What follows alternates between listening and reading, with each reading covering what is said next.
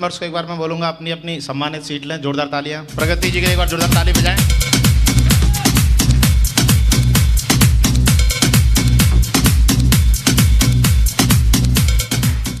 Hello,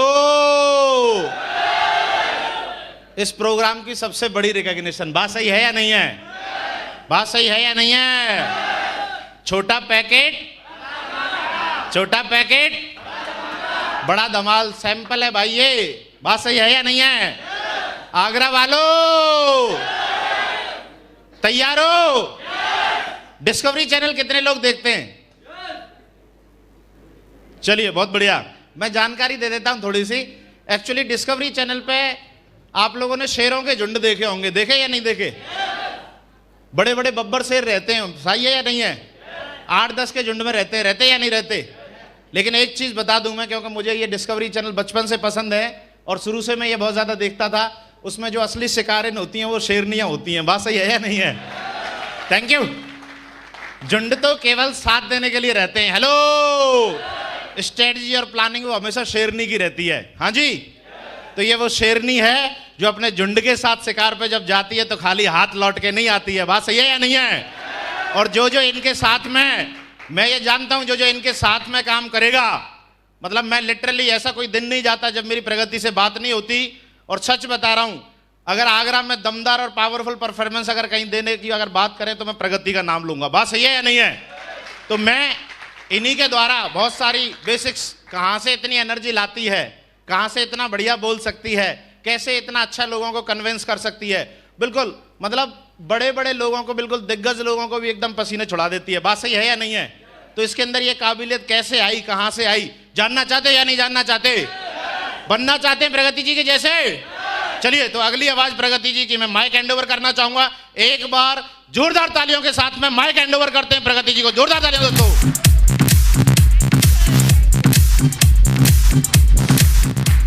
thank you. Wow, really जब sign up करते हैं तो ऐसा कुछ लगता है क्या? यस या नो? नो, एक्चुअल में नहीं लगता, इतना सब कुछ नहीं देखा होता। Thank you. आप सभी लोगों का मैं दिल से धन्यवाद करती हूँ जिन्होंने मुझे इतनी जबरदस्त तरीके से स्वागत किया। एक बार आप लोग अपने लिए तालियां बजा लें।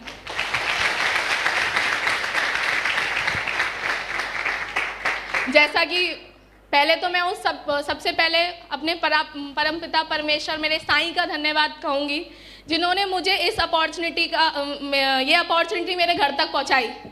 तो एक बार भगवान के लिए दिल से धन्यवाद। मैं बहुत कम बोलूँगी क्योंकि टाइम का बहुत अभाव है और मुझे है ना मेरे दोनों मेंटरों को सुनना है।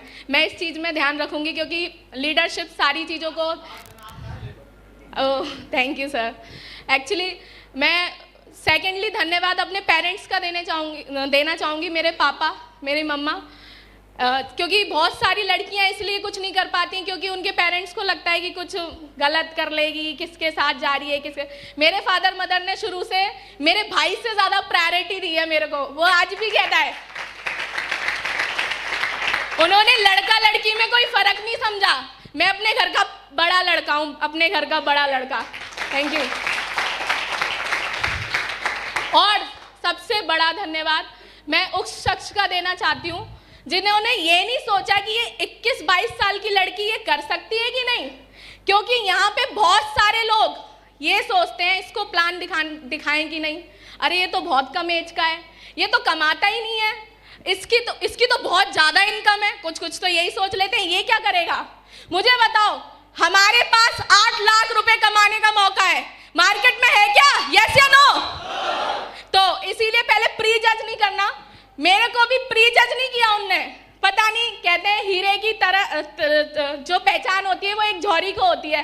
तो 2 शख्स यहाँ पे मौजूद हैं जिन्होंने इस झौरी को पहचाना और प्लान दिखाया। तो एक बार लाखन सर, आशा मैम के लिए अब तक की जोरदार तालियां हो जाएं। Thank you.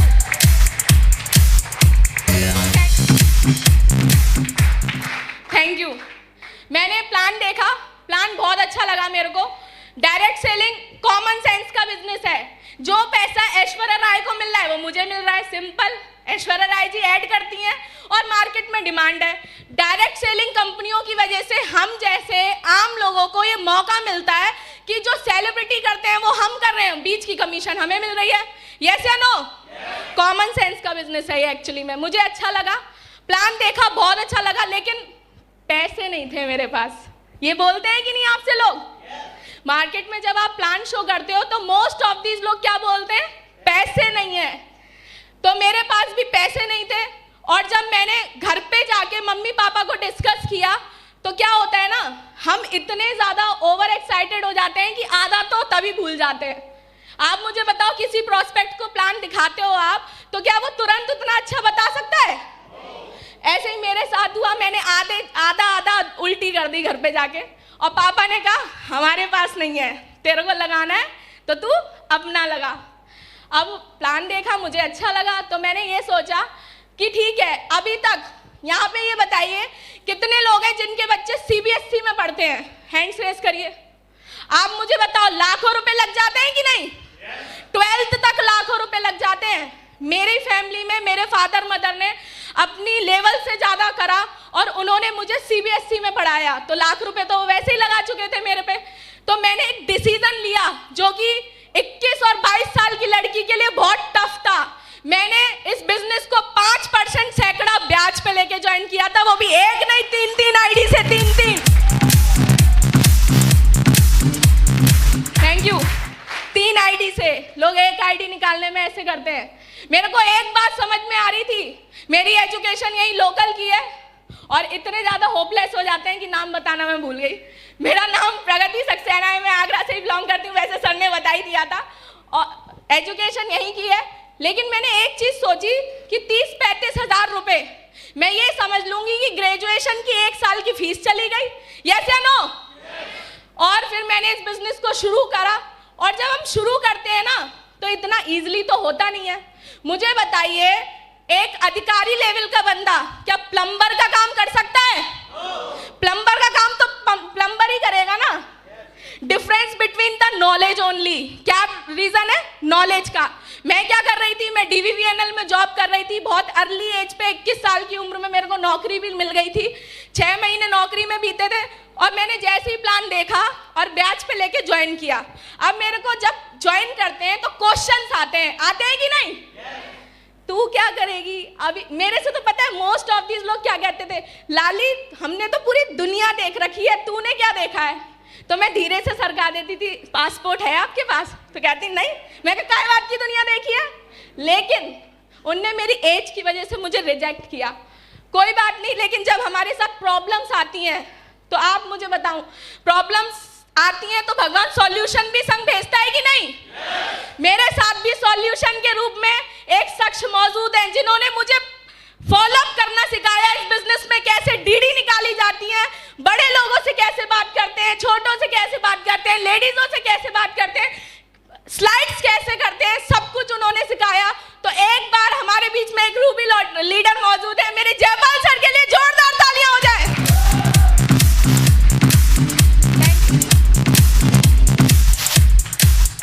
और उन्हीं के सानिध्य में रह के मैंने इस काम को करा। पहले 3 महीने में मैंने सिल्वर क्वालिफाई किया, सिल्वर।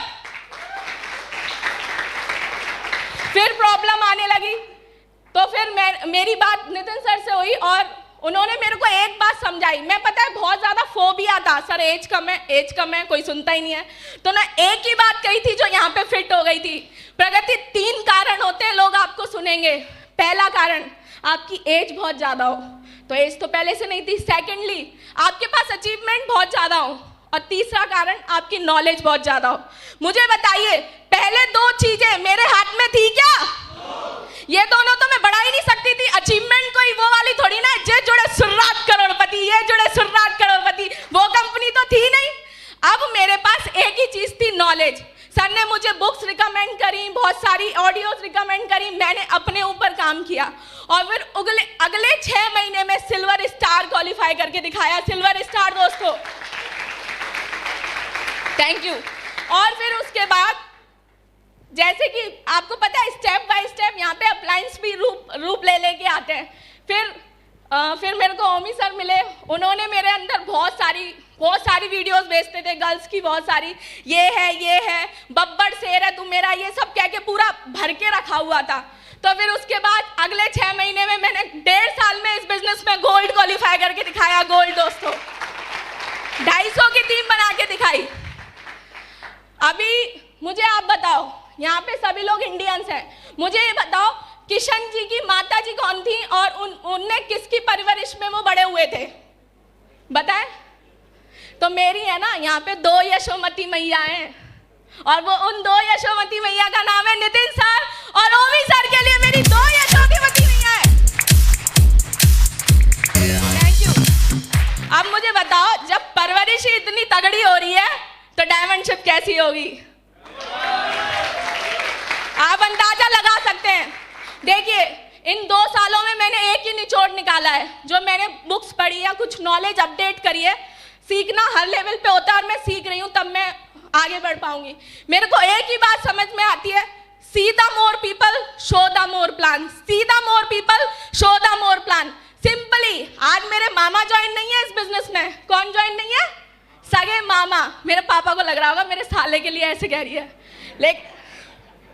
लेकिन मैं आपको बता दूं, मेरे मामा ज्वाइन नहीं है, मुझे इससे कोई फर्क नहीं पड़ा। बहुत सारे लोग ये सोचते हैं हमारे रिश्तेदार नहीं करेंगे तो कैसे चलेगी हमारी टीम, कैसे बढ़ेगी, लेग कैसे चलेगी।